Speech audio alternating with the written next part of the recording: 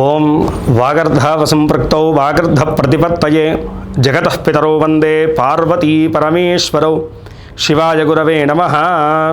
ఆదిత్యాయ నవగ్రహదేవత పరబ్రహ్మణే నమో నమః. ప్రేక్షకులందరికీ కూడా శుభస్వాగతం.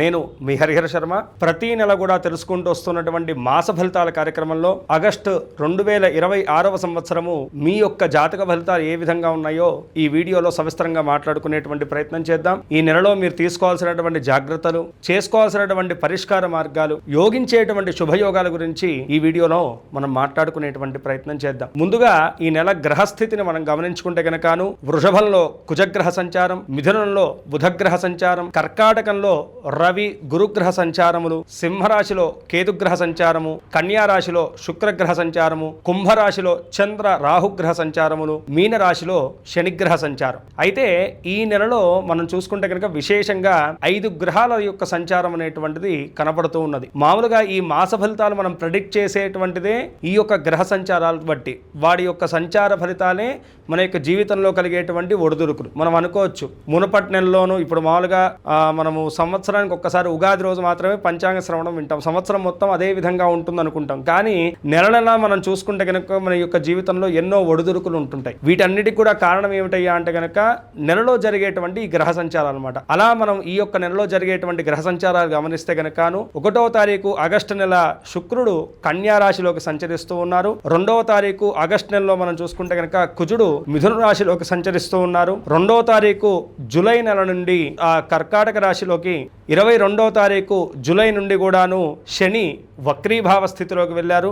అలాగే 3వ తారీఖు ఆగస్టు నెలలో మనం చూసుకుంటే కనుక కర్కాటక రాశిలోకి, తర్వాత 22వ తారీఖు ఆగస్టు నెల మనకి బుధుడు సింహరాశిలోకి ప్రవేశిస్తూ ఉన్నారు. అదేవిధంగా 17వ తారీఖు ఆగస్టు నెల సింహరాశిలోకి సూర్యగ్రహ సంచారం జరుగుతుంది. దీన్ని బట్టి ఈ నెలలో మీ యొక్క రాశి ఫలితాలు ఏ విధంగా ఉన్నాయో, జాతక ఫలితాలు ఏ విధంగా గోచరిస్తున్నాయో ఇప్పుడు మనం మాట్లాడుకుందాం. చాలా బాగా అనుకూలించేటువంటి కాలం.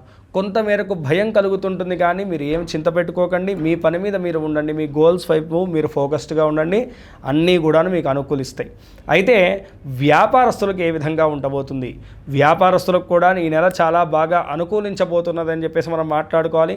4వ స్థానంలోకి మారుతున్నటువంటి శుక్రగ్రహ సంచారం మీకు ఎంతో అనుకూలమైనటువంటి స్థితిని తెచ్చిపెట్టబోతున్నది. అదేవిధంగా రవి బుధుల యొక్క కలయిక వల్లను మీ కంపెనీ నేమ్ ఏదైతే ఉంటుందో అది ప్రజల్లో బాగా నాటుకుపోయడానికి ఇది చాలా సహాయపడుతుంది. ఈ సమయము వ్యాపారస్తులకైతే కనుక చాలా బాగా ఉండబోతుందని చెప్పేసి చెప్పుకోవాలి. అయితే ఎవరైతే కనుక పార్ట్నర్షిప్ వ్యాపారంలో ఉన్నారో డాక్యుమెంట్ ఇష్యూస్ వచ్చేటువంటి సూచనలు ఉన్నాయి. కాబట్టి కొంతమేరకు ఆ జాగ్రత్తను తీసుకొని చాలు. వ్యాపారస్తులకు, ఉద్యోగస్తుల కన్నా వ్యాపారస్తులకు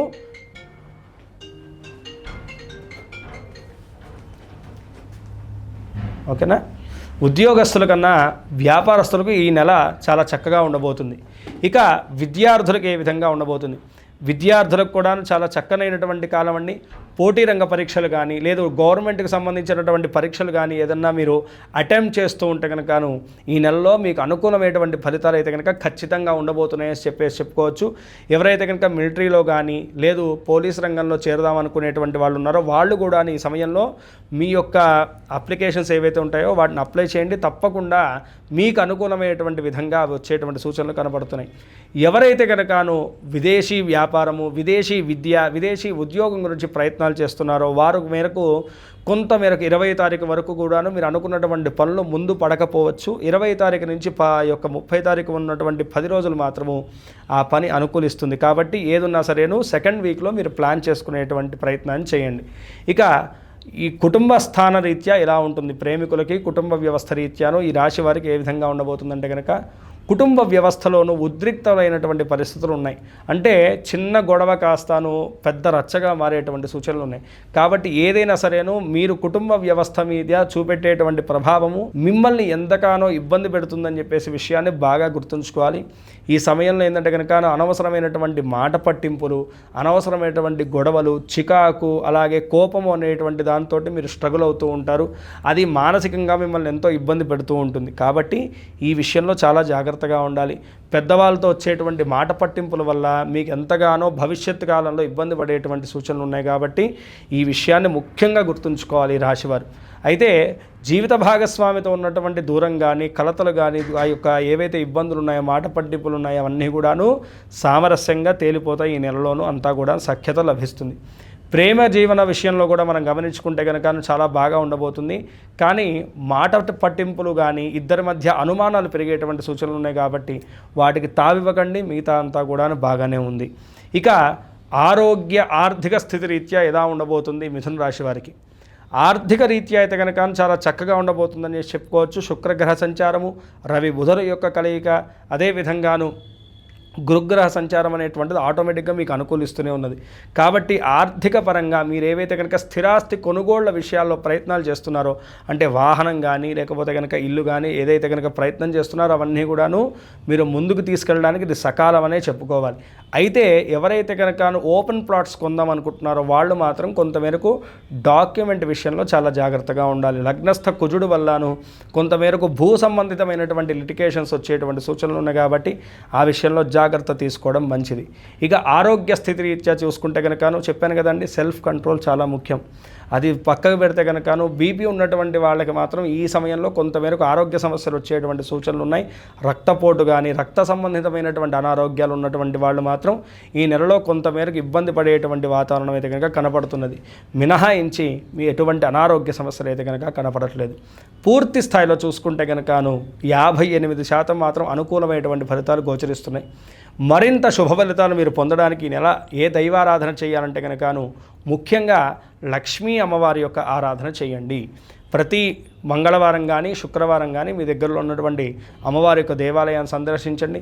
అమ్మవారికి సెంటెడ్ గులాబీలతో పూజ చేయించేసి ఏదన్నా స్వీట్ని అమ్మవారికి తెల్లటి స్వీట్ని నైవేద్యంగా సమర్పించి మీ చేతుల మీదుగా పంచిపెట్టండి. తద్వారా వచ్చేటువంటి ఆర్థిక ఇబ్బందులు కానీ అలాగే కుటుంబ సమస్యలు కానీ ఏవైతే ఉంటాయో అవన్నీ కూడా దూరం పొందుతాయి. ఈ నెలలో ఖచ్చితంగా ఒక్కసారైనా సరేను కుజగ్రహానికి అదేవిధంగా శుక్రగ్రహానికి పూజ చేయించండి. కందులు బొబ్బర్లు దానం చేయండి. తద్వారా ఉన్నటువంటి దోషములన్నీ కూడా పరిహారం ఉంది. శుభములన్నీ కూడా మీకు చేకూరుతాయి. ఈ రాశివారు పై తెలిపినటువంటి చిన్నపాటి జాగ్రత్తలు వహిస్తూ చెప్పినటువంటి దైవారాధనను సూచనలు పాటిస్తూ ఈ నెలలో మీకు కలిగేటువంటి దుష్ఫలితాలన్నీ కూడా అధిగమించేసి ఈశ్వరానుగ్రహం చేత సకల శుభాలు కూడా మిమ్మల్ని వరించాలని చెప్పేసి మనస్ఫూర్తిగా ఆ పరమేశ్వరుని ప్రార్థిస్తున్నాను. మీలో ఎవరికన్నా మీ యొక్క పర్సనల్ జాతకం తెలుసుకోవాలనున్నా అలాగే మీ యొక్క భవిష్యత్తు గురించి ఏదన్నా డౌట్స్ ఉన్నా సరే కింద స్క్రోల్ అవుతున్నటువంటి నెంబర్ని సంప్రదించడం వల్ల నా అపాయింట్మెంట్ మీకు దొరుకుతుందండి. ఖచ్చితంగా మీ యొక్క జాతక పరిశీలన చేసి మీ యొక్క జాతకంలో ఉన్నటువంటి శుభయోగాల గురించి అదృష్ట యోగాల గురించి తెలియజేయడమే కాకుండా ఏవైతే ఇబ్బందులు కలగబోతున్నాయో వాటిని కూడా సూచించి తత్పరిష్కార మార్గాన్ని కూడా నేను మీకు సూచించగలుగుతాను.